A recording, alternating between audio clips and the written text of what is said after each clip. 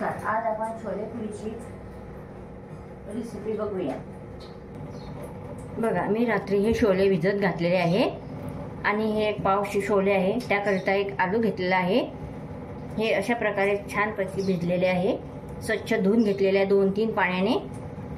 आता आपण ते कुकरमध्ये शिजवून घेऊया.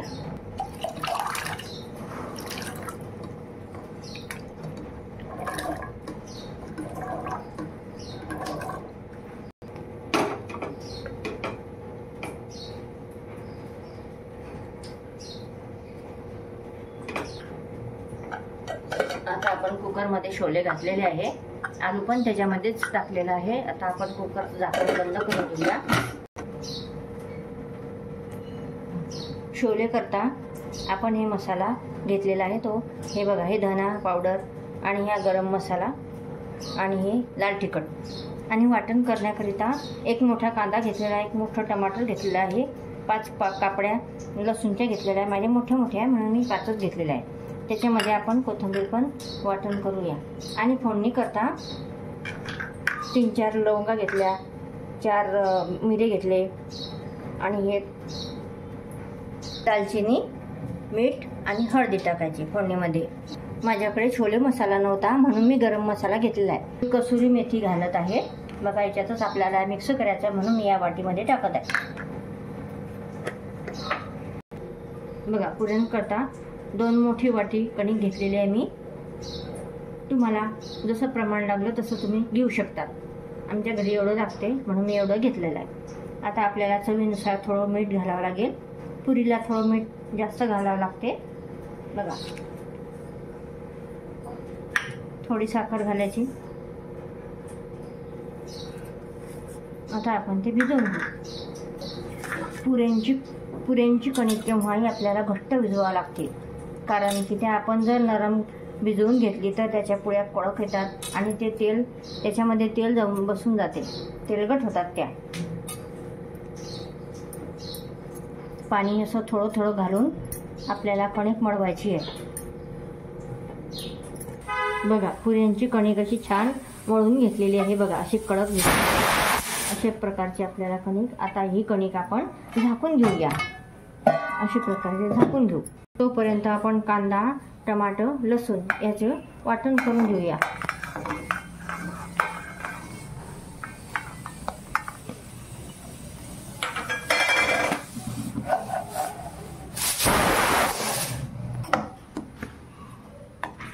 बघा, आपलं वाटण झालेलं आहे. अशा प्रकारचं बारीक वाटून घ्यायचं. आता आपण कढई गरम करण्याकरता गॅसवर ठेवूया. आणि गॅस लावला आहे मी. कढईमध्ये तेल घालूया आपण थोडंसं.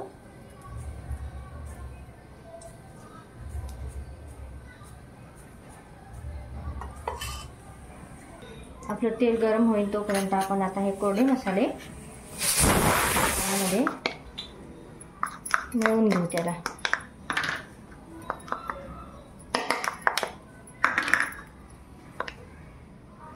धना पावडर, कसुरी मेथी,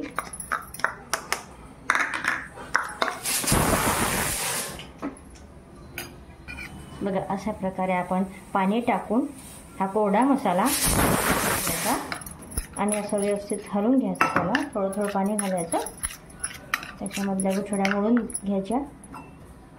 असं थोडं थोडं असा कोरडा मसाला ओला केल्याने भाजीला खूप छान कलर येतो.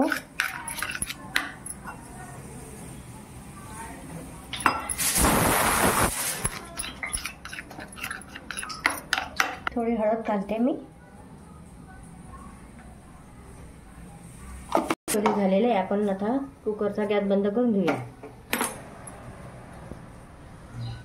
आपलं तेल आता तापलेलं आहे. आता आपण आधी मिरे घालू, नंतर लवंगा टाकू. बघा कशा लवंगा तडतडल्या. आता आपला कांदा टमाट्याचा ओला केलेला कोरडा ओला केलेला मसाला आपण आता घालूया कढईमध्ये.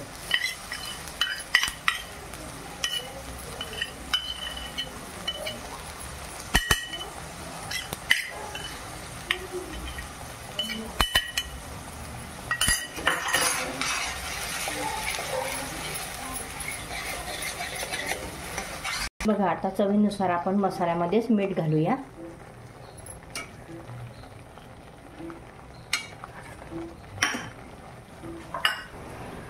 अशा प्रकारे आपला मसाला भाजला गेला पाहिजे.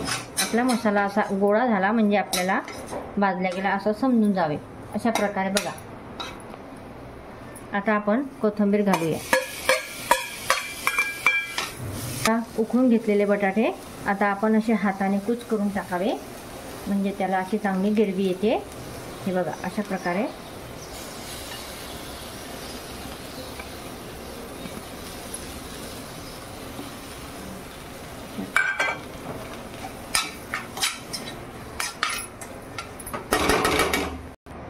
बघा आपण हे आलू हे टाकलेले आहे असं चांगले मिक्स करून घेतलेले आहे.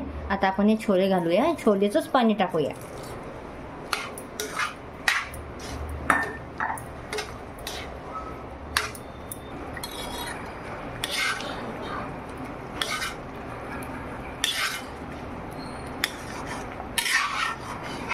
आपण 5 मिनिटं झाकण ठेवू आणि त्याची वाफ घेऊया. आता गॅस पेटवू. गॅसवर कढई ठेवू. आता आपण भाजीवरचं झाकण उघडून बघू. अशी छान उकडते आपली भाजी. आपली भाजी तयार झालेली आहे. आपण गॅस बंद करून घेऊया. आता पुरी करता आपण कढई ठेवली. कढईमध्ये तेल घातलेलं आहे. आता आपलं तेल तापत आहे. तापस तर आपण पुरी लाटून घेऊ.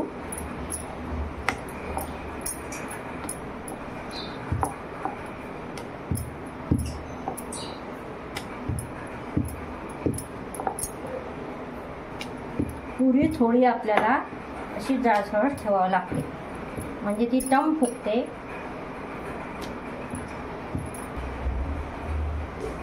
तेल तापलेलं आहे. आता आपण पुरी सोडूया अशी.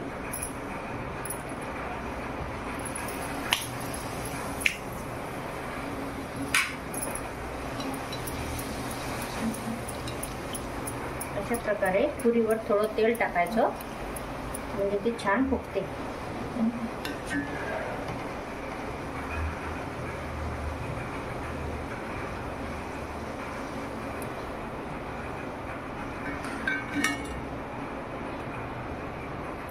दुसरी पुरी पण आपण अशी सोडत आहे. अशा प्रकारे बघा ती कशी वरती आलेली आहे फुगून. अशा प्रकारे आपल्याला त्याच्यावर थोडंसं तेल टाकायचं. छान झालेली आहे.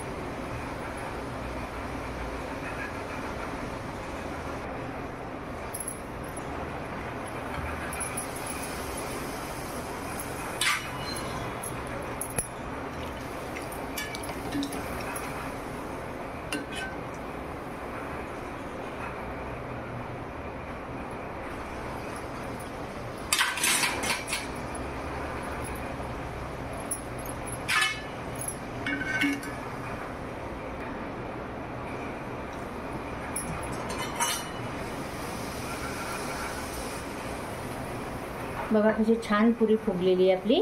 असं त्याच्यावर थोडंसं तेल झाऱ्याने सोडवायचं म्हणजे छान कुरकुरीत येते. मुलांना पण आवडते अशी लाल लाल.